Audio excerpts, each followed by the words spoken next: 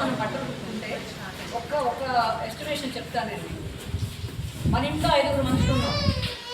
5 మనుషులకి సంవత్సరానికి ఒక 10 జతలు కుడతాం, అంతే కదా. 10 జతలు కుడితే ఎంత అవుతుంది? మ్యాక్సిమం ఒక 5,000 అవుతుంది. అంటే మీరు ఒక 2 నెలలు 3 నెలలు నేర్చుకున్నది మన ఇంట్లో బట్టలు కుట్టుకోవడానికే వస్తారు. అంతేగా మీరు ఎక్కడికి వెళ్ళండి. నేను చాలా సంవత్సరాలు చాలా మందితో పనిచేశాను. మేము 40,000 మందికి ట్రైనింగ్ ఇచ్చినప్పుడు వాళ్ళు రావడం ఎట్లా వస్తారంటే, మేము ఇంట్లో బట్టలు కుట్టుకుంటామండి అని వస్తారు. ఇంట్లో బట్టలు కుట్టుకోవడానికి మీరు రావట్లేదు. చాలామంది చేస్తున్నారు, డబ్బులు తెచ్చి పెట్టారు.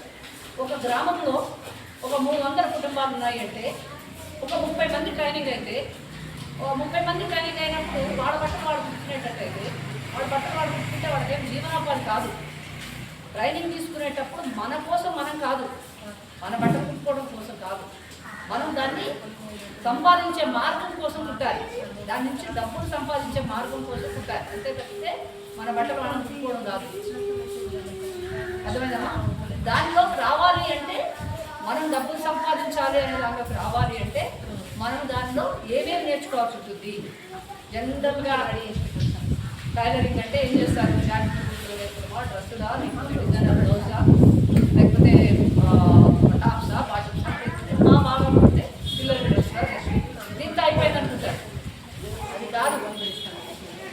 ఈ గార్మెంట్ ఇండస్ట్రీ అనేది చాలా గొప్ప ఇండస్ట్రీ. బంగ్లాదేశ్లో ప్రపంచానికి 300 బట్టలు అక్కడే తయారవుతాయి. తెలుసా మీకు ఎవరికన్నా? కదా, బట్టలు అక్కడే తయారవుతాయి. మీరు మీరు ఎక్కడ చూడండి, ఈ సార్ వాళ్ళు బట్టలు వేసుకుంటారు కదా, బట్టలన్నీ made in China, made in Bangladesh అని వస్తాయి. తెలుసా మీకు? మేడ్ ఇన్ ఇండియా రావట్లేదు. ఎందుకు రావట్లేదు?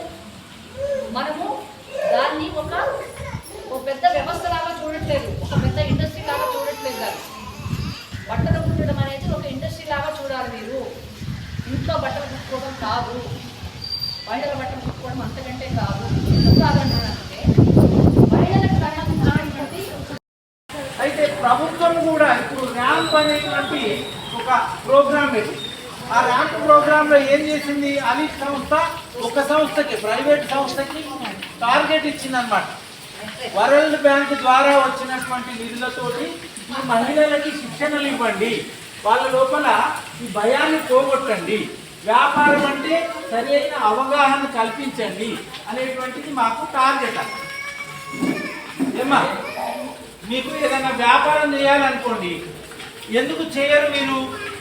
భయం ఉంటుంది కదా. ఎట్లా భయం ఉంటుంది? ఈ వ్యాపారం చేస్తే నష్టం వస్తుందా, లాభం వస్తుందా, ఎవరైనా కొంటారా లేదా, మంచిగా వస్తువు తయారవుతుందా లేదా, ఇట్లా భయం ఉంటుంది కదా. ఆ భయం పోవాలంటే మీరు దాని మీద నైపుణ్యం సాధించాలి. అంటే మీరు ఇది చూడండి అమ్మా, ఇది చూడండి, మీరు భయం పోవాలంటే ట్రైనింగ్ తీసుకోవాలి. ఆ ట్రైనింగ్ ఎవరు ఇస్తారు? మరి ఫ్రీగా అది సంస్థ ఇస్తుంది ట్రైనింగ్. మీరు అది 15 రోజుల ట్రైనింగ్. దానికి ఒక్కరోజు ట్రైనింగ్కే, ఒక్కొక్క రోజు ట్రైనింగ్లకే మధ్యధర్మాలు స్వామిపోయింది, ఎంబ్రాయిడరీ 10,000. అది అంటే ఇస్తున్నాం. మేము శనివారం వెళ్ళిపోతున్నాం. సో మేము చూసేదేంటి? మేడం చెప్పినట్టు క్వాలిటీ ఉండాలి, సైజ్ ఫిట్టింగ్ ఉండాలి.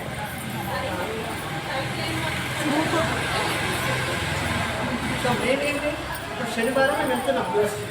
అంటే మాకు గురువారం వరకు అయిపోవాలి. ఎందుకంటే మనకి చెక్ చేసుకోవాలి కదా, సైజ్ సెట్ అయిందా కాలేదా అనేసి. కాకపోతే అడ్జస్ట్మెంట్ ఒక రోజు. అంటే టైం ఇస్ ఇంపార్టెంట్. ఇప్పుడు నేను వచ్చింది లాస్ట్ సండే వచ్చాను, అంటే ఈ టైంకి జరగాలి. సో డబ్బులు ఎక్కువైనా పర్లేదు, కానీ పని జరగాలి. రైట్, అదే క్వాలిటీ, అది ఉండాలి. అంటే చెప్పేది అంటే అదే బ్లౌజ్ అదే కదా, సైజులో ఉన్నారు కదా. అంటే 150 ఎక్కడిది, 1400 ఎక్కడ. రైట్, సో క్వాలిటీ అనేది అంటే ఆ క్వాలిటీ ఎప్పుడు వస్తుంది? మేడం చెప్పినట్టు ట్రైనింగ్లో మీరు ట్రైనింగ్ తీసుకున్నప్పుడు అంటే ఆలోచించి ఏంటంటే దీనివల్ల మనకి ఎంత ఆదాయం రావచ్చు ఒకటి. నెంబర్ 2 ఏంటంటే ఆదాయం రావడానికి ఎంత కష్టపడాలి కదా. సో ఇప్పుడు చెప్పినట్టు ఇప్పుడు కాజాలు కుట్టొచ్చు, మొత్తం డిజైనింగ్ కట్ చేయవచ్చు. కాజాలు కుట్టే వాళ్ళకి 10 రూపాయలు ఇస్తాను, కట్ చేసి ప్రాపర్ చేసిన వాళ్ళకు అక్కడ డబ్బులు వస్తాయి. రైట్. దానికి దీనికి డిఫరెన్స్ ఏంటి? అంత మనిషి కదా, వీళ్ళకేమో ఎక్కువ టైం స్పెండ్ చేయాలి. ఏదో వచ్చిందో కన్సెప్ట్ చేసిందో ప్రాక్టీస్ చేసిందో అదే సార్. అట్లా చేస్తే మీకు అంతే వస్తుంది. టైం తీసుకొని స్పెండ్ చేస్తే ఇంత సంపాదించవచ్చు. మన ఫ్యామిలీలో మీరు సపోర్ట్ చేయడానికి మేమందరము అంటే మీ సైడ్ నుంచి మీరు టైము ప్రాక్టీస్ చేస్తే మీరు సపోర్ట్ చేయడానికి రెడీగా ఉంటుంది. సో మీకు కావాల్సింది మీకు వేరే చెప్పినట్టు ఏంటంటే మిషన్ కావాలన్నా అవన్నీ నేను సపోర్ట్ చేయగలుగుతాను. ఫస్ట్ థింగ్ ఏంటంటే మీరు అలాగే కాసిం గారికి, తర్వాత శైలజ గారికి, అలాగే మహిళా మనులందరికీ నమస్కారం.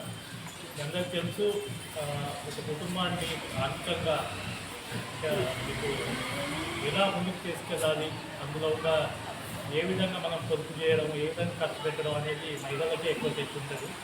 కాబట్టి మహిళలను ఇప్పుడున్న ఎస్ఐటీలు అంటే మీరు ఏదైతే సహాయ గ్రూప్ చేస్తున్నారో వారిని అందరినీ రెండో స్టేజ్కి అంటే వ్యాపారవేత్తలుగా ముందుకు తీసుకెళ్లాలన్న ఉద్దేశంతో గత 2 సంవత్సరాల నుండి ఈ గ్రామంలో ఇప్పటికీ 5 ప్రోగ్రాంలు ఏర్పాటు చేయడం జరిగింది. మీకు 2 సార్లు హైదరాబాద్ తీసుకోవడం జరిగింది, 4 సార్లు ఇక్కడ మీటింగ్ పెట్టడం జరిగింది, ఒకసారి ఆచారంలో మీటింగ్ ఏర్పాటు చేయడం జరిగింది.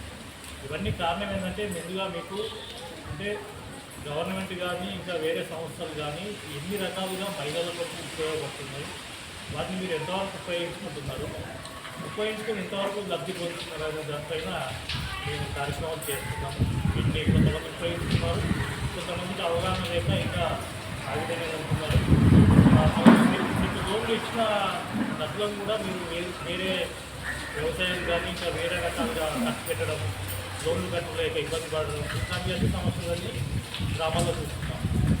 మహిళలకు ఉన్న నైపుణ్యాన్ని పెంచి వాటిని కూడా ఆదాయాలు సంపాదించే విధంగా చేయాలనే ఉద్దేశంతో ఎదిరి సంస్థ వాళ్ళు గత 20 సంవత్సరాల నుండి మహిళల కొరకు పాటుపడుతున్నారు. వారు ఈరోజు ఇక్కడికి రావడం మనందరికీ మంచి పరిణామం. వారి నుండి చాలా విషయాలు నేర్చుకోవడానికి అవకాశం ఉంది. వారికి మనకి ఇక్కడికి వచ్చినందుకు మరొకసారి నమస్కారం తెలియజేస్తూ, ముఖ్యంగా మేము కూడా రైతులతో పాటు గ్రామాభివృద్ధికి సంబంధించి వీళ్ళు సేవా స్ఫూర్తి స్వచ్ఛంద సంస్థ నుంచి వచ్చారు. మా అందరి ఉద్దేశం ఒకటి ఏంటంటే గ్రామాల్లో ఉన్నటువంటి మహిళలను వాళ్ళకి తోచిన విధంగా వ్యాపారాల్లో లాభాలు సంపాదించుకొని గౌరవప్రదంగా బతకాలని. అంతే కదా. మీకు ఎవరికైనా డబ్బులు అంటే ఇష్టం లేని వాళ్ళు ఎవరైనా ఉన్నారా? పైసలు వద్దు అనుకున్నట్టు వాళ్ళు ఎవరైనా ఉన్నారా? లేరు కదా. అయితే ఇది ఒక రకంగా ప్రతి ఒక్కరు చేసే పని డబ్బు సంపాదించడం కోసం ఇవ్వాలి, కానీ దాన్ని చట్టబద్ధంగా గౌరవప్రదంగా ఎట్లా సంపాదించాలి అనేటువంటిది ఇప్పుడు మనం తెలుసుకోవడంలో కూడా అలీప్ అనేటువంటిది చాలా ముఖ్యమైన పాత్ర పోషిస్తున్నది. ఏంటిది అనేది ఇప్పుడు మీకు చెప్తాను నేను. అలీప్ అనే సంస్థ ఒక 30 సంవత్సరాల కిందట కె రమాదేవి మేడం అనే మేడం స్టార్ట్ చేశారు హైదరాబాద్లో. ఒక 10 మంది ఇలాంటి మహిళలను పారిశ్రామికులుగా మార్చాలి, పారిశ్రామికవేత్తలుగా మార్చాలి అని ఆ సంస్థను స్టార్ట్ చేశారు. ఇప్పుడు దాదాపుగా 40,000 మంది మెంబర్లు ఉన్నారు. దాన్ని 2 లక్షల మంది మీలాంటి వాళ్ళకి ట్రైనింగ్ ఇచ్చినారు ఆ సంస్థ ద్వారా. ఎంతోమంది దాని నుంచి చిన్న పారిశ్రామికవేత్తలుగా ఎదిగారు.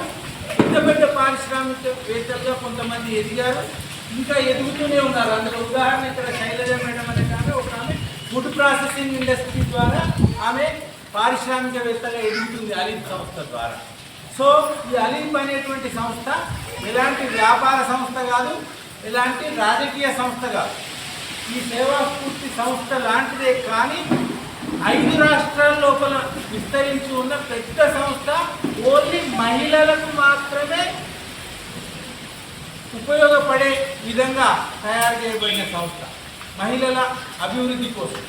ఎట్లా మరి ఏ విధంగా అభివృద్ధి చేస్తుంది మహిళలకి అంటే, మహిళల్లో ఉన్నటువంటి ఇంట్రెస్ట్ ఏంటి, మీరు ఏం పని చేస్తారు అనేది కనుక్కొని వాళ్ళకు దానిలో ట్రైనింగ్ ఇచ్చారు, నైపుణ్యం ఇవ్వటం, నైపుణ్య శిక్షణ ఇవ్వటం. నైపుణ్య శిక్షణ ఇచ్చిన తర్వాత వ్యాపారాలు పెట్టుకునేటందుకు ఎక్కడి నుంచి లోన్లు వస్తాయి, ఎక్కడి నుంచి మిషనరీ దొరుకుతుంది, దాన్ని ఎట్లా నడిపియాలి. వ్యాపారం అంటే ఏదైనా బిజినెస్ కావచ్చు, ఏదైనా వస్తువుల ఉత్పత్తి కావచ్చు, ఏదైనా సేవా సంస్థ కావచ్చు.